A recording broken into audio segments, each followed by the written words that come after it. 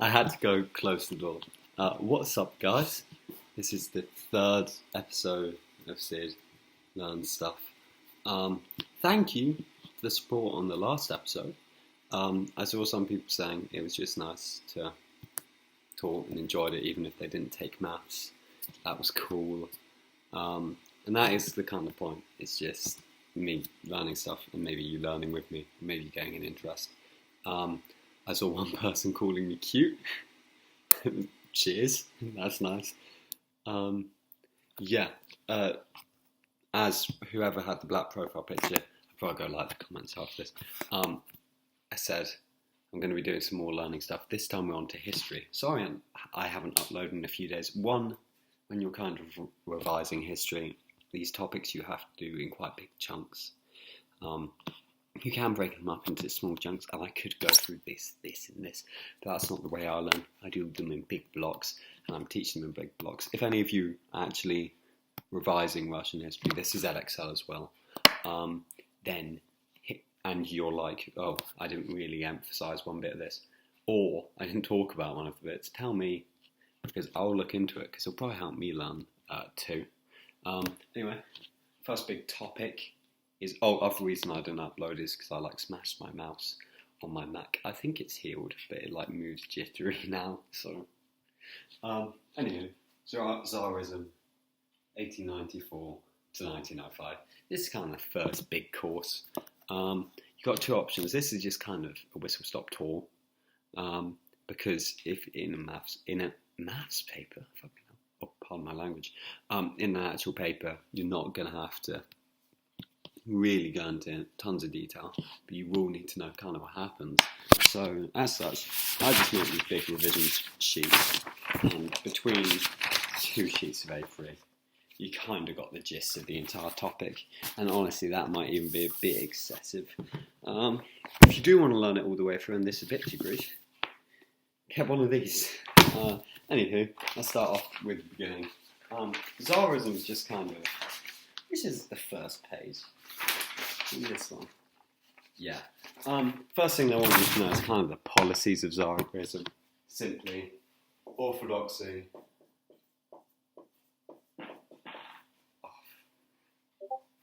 autocracy, nationalism. Orthodoxy referring to Orthodox Church. That's the religion of the Tsars, and also the people within the Orthodox Church are employed by the Tsars, by the Tsar. So it's very much a government organisation. Autocracy, there is there's advisory councils within Romanov rule, but there's not actually any definitive parliament nor constitution, nor, notably, there's nothing actually protecting civil rights at all. There's not really a constitution. And nationalism, what they really are talking about nationalism, Russification. And Russification is the process of trying to make everyone more Russian. They made it so in areas of Russia because 50% of Russia wasn't Russian. They made it in areas of Russia that didn't speak Russian. Oh God, this dressing up is boiling, even though it's almost midnight. Areas of Russia that weren't Russian would have to speak Russian in court and in schools. It's kind of doing that. They also funded the church to teach only orthodoxy. Let's see what our next thing. Anti-Semitism, pogroms, that's the big thing. Just stoning Jewish. A bit grim to say it so bluntly, but that's kind of all you need to know. Akhrana, the secret police. It's not as aggressive as other secret police, but it still is super aggressive. Now, the big thing is unrest. Even pre-1905, there's still a lot of unrest. Peasant unrest. That's a staple. Peasants are always rioting and that, and the army often gets involved. That's kind of all you need to know for that. Workers, it's for pay, and there's the groups that are supporting the workers, the SRs, SDs, obviously, and there are other groups that are supporting the peasants, the League of Liberation, and earlier than that, what are those ones called? Oh, there's the ones that... God, would be good if I could be bothered to edit it. The populists, they have... Actually, no, the populists... Well, basically, yeah, League of Liberation is the big one that believe in, like, a peasant-based thing. Notably, these are very middle class. So what you don't get is these parties that believe in the peasantry and that don't really incorporate the peasantry as part of their policies. That's my dad just coming in. Yeah, anywho. Where are we getting up to? So we've got all of that unrest. These groups, the League of Liberation, the SR, and the high members of the SD are all middle class. So that's your kind of liberal unrest. And biggest source of liberal unrest is kind of the League of Liberation. Now, yeah.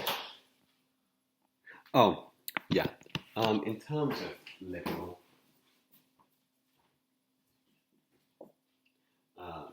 in terms of the liberals fighting back, I can't use that term liberals. That's such like a Trump-coded term. What woke liberals? But yeah, the liberals are very much based in the Zemstra and at unis because they're super educated. Well, super. It's the 20th century. They're educated, and lots of them are uni students. So that's the kind of basis forming it.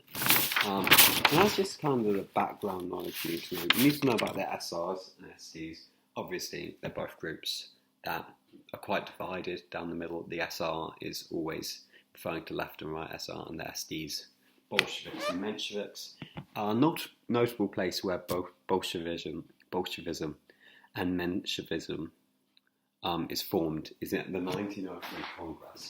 So if you want to talk about the divides, go 1903 Congress. And obviously, I think if you're studying Russia and you don't know Lenin led the Bolsheviks, you're a bit behind. But Lenin came out of the Bolsheviks, meaning majority.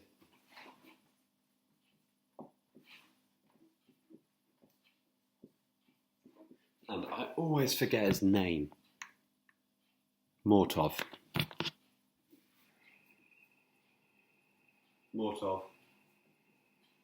the Mensheviks, meaning minority. Mensheviks become a lot less relevant as you go along, as Bolshevism and Menshevism become completely separate things. But Menshevism is based in really hard ideas of Marx. They're essentially Marxists. Bolsheviks are Marxists, I suppose. It feels a bit odd to be pretentious about Marxism of all things, but yeah. Anywho, repression. There's a ton of repression going on generally. Mainly by the army repressing peasant and worker uprisings, and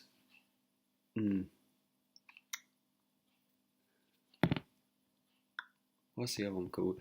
And Leokrana just kind of overseeing everything. Now, let's get to the juicy stuff. Russo-Japanese War. I'm seeing where I actually need to go up to with this topic. Yeah. Okay. The Russo-Japanese War actually is rooted in 1904. That's a good rhyme. The war begins in 1904, and it's all over the control of Port off. Wait. No. It kind of is. It's technically the control of, I'm going to try and pronounce this right, Manchuria.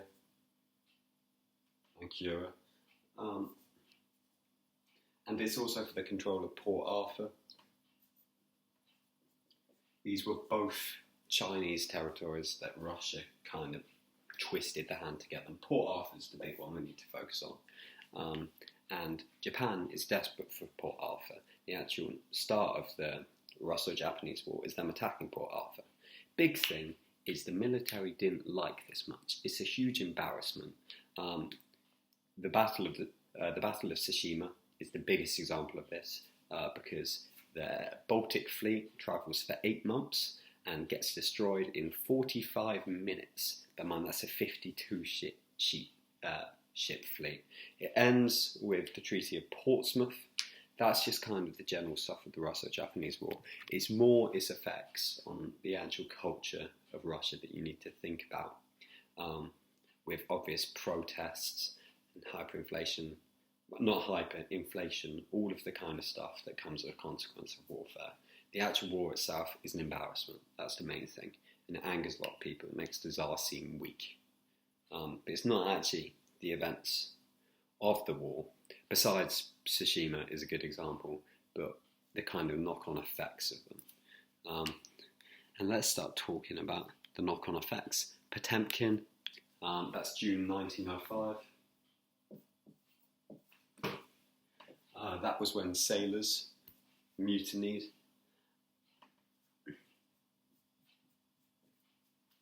And Potemkin become quite a reoccurring force. They're huge. Workers' strikes organised incredibly free. Actually, we're missing out a big chunk of this. Forget about Potemkin for a second. We're going to take a bit back to Bloody Sunday. Bloody Sunday is organised by Father Gapon. He was part of what was known as a police union, which were legal workers' unions made by the Okhrana to keep the workers on a tight leash. Well, technically they were illegal, but you wouldn't get arrested for being in them. So notably, Father Gapon is accepted by Tsarism, and it kind of shows the dishonesty in the fact that when leading an unarmed protest in January 1905, so many of the protesters, have I got the number for you? Yeah, 1,000 wounded, 200 of which died from it. And that's with completely unarmed protesters. Bloody Sunday, if you think about it, is the light that sets off the fuse, which leads to the giant revolution, and leads to the Duma and everything else. It's a huge knock-on effect. And while there's tensions because of the Japanese War, it really takes Bloody Sunday to ignite them. Now, Potemkin, we've been through that. Yeah. St. Petersburg Soviet. So all of these strikes flare up everywhere. It's not as big a thing in the countryside. You won't really have to discuss the countryside. It's a workers' thing. Moscow, St. Petersburg are the main two Soviets you need to know about.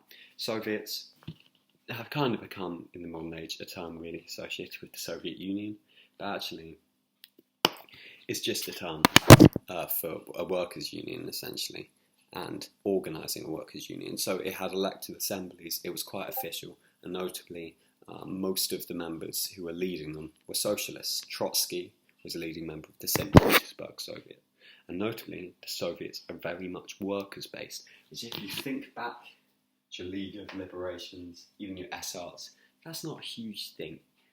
You don't really have that bottom-up procedure that's the basis of socialism, but this is the kind of thing that makes it so powerful. It is a workers' committee. They organise strikes pretty much. St. Petersburg Soviet even has essentially a militia and starts doing aggressive manoeuvres and counter protests, I suppose. It's quite aggressive. It does have a 250,000. Well, wait, no. Yeah. Oh, wait, no, I'm reading the wrong bit. It has a it does have a militia. It's not huge. This sparks things everywhere. So if we think about the oppressed groups from earlier, which are peasants, workers, and those of different nationalities because of Russification, in Poland there's huge riots and 250,000 soldiers have to be sent to deal with the riots in Poland. So it's a big force, the revolution. But then the Tsar, after using pretty much brutal force, realises it doesn't really work. Actually, he doesn't really realise that. He has to consult many people to finally be convinced that he needs to make some concessions. These concessions come to the form of their August Manifesto.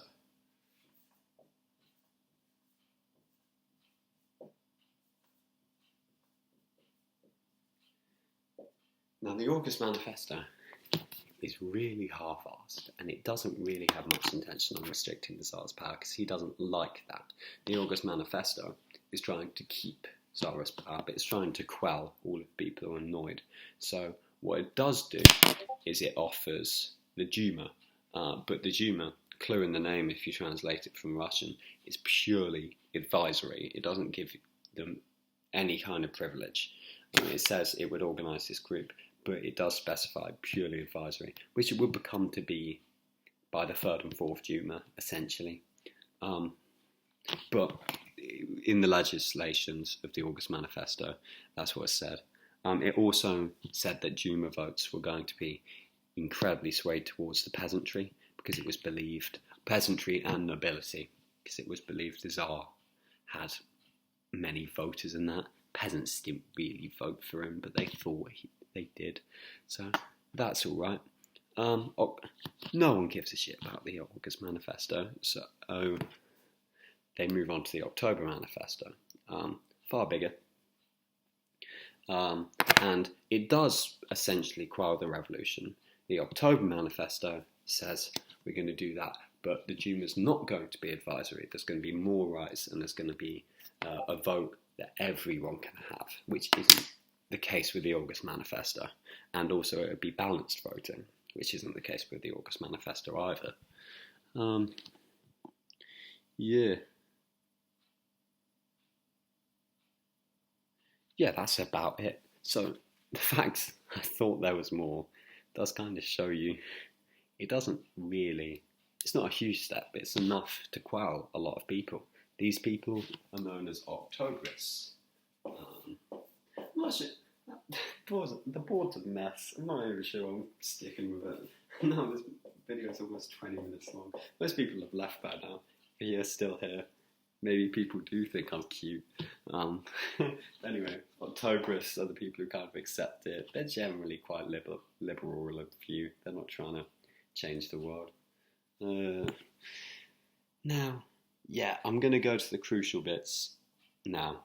We're just going to go up to the fundamental laws today because that's all you really need to know. And then I'm just going to do a bit of filling little groups and that in between. Basically, all the notes I got are dump. This does quell everyone, essentially, in 1905.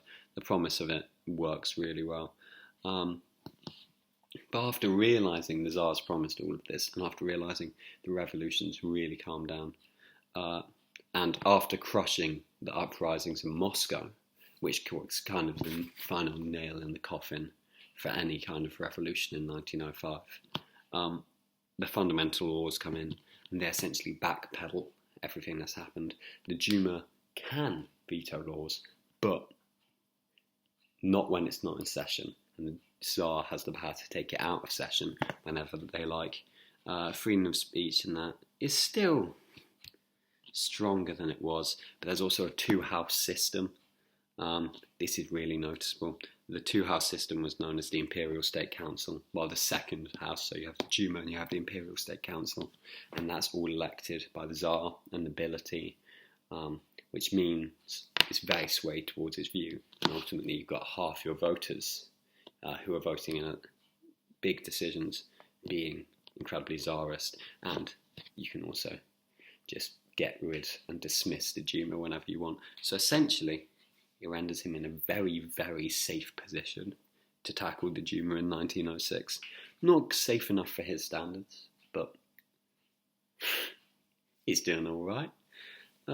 Now let's kind of conclude with how was the Tsar, how was just kind of the Romanov rule left by the end of all of this. Pretty good position. It's pretty much clawed back on everything with the fundamental laws. It's quelled all of the riots. It does have to use a lot of force in the case of Moscow. Not as much in the case of peasantry, but in lots of cases of nationalistic groups in like Siberia and Poland. It does have to try and quell them a lot, and workers have to be quelled. But with the promise of legalising workers' unions, with the October Manifesto, the Duma, and greater freedom of press, everyone's kind of happy. There's also the legalisation of political parties. They can't really do much, but it means all of these guys we're talking about earlier, the SRs, the SDs, are allowed to operate. All of this will attempt to be clawed back in the years preceding it, but who cares? One last thing, this is a bonus thing for those who stayed at the end. The Black Hundreds are a notable little group. It's good to know them if you're talking about the far right, just for a little example. A little bit of nugget of gold in the essays. Union of the Russian People was a far right party. Union of the Russian People. And it had its own militia, the Black 100. This militia was always being kind of promoted by the Tsar. And it's clear he's very much aiming to support the far right. I'm going to go more into that in other videos. It's 11:20. I'm quite tired, as you can tell, because I'm not wearing the same green shirt I'm always wearing. I'm instead wearing some creased, like, impoverished peasant boy. No, I'm not sure how you describe it. It's a bit Charles Dickens. If you have watched all of this, you probably could have found a better video in 22 minutes. But I usually appreciate it. Thanks again for anyone who did watch the first video. 150 views, which I know it's like, oh, TYSM for the likes, but I wasn't expecting anyone to find it. 4 comments, and one of them thought it's hot. Anywho, thank you for watching. I'm not going to let this get to 21 minutes, and I'm not going to let myself go to bed any later than midnight. Lots of love.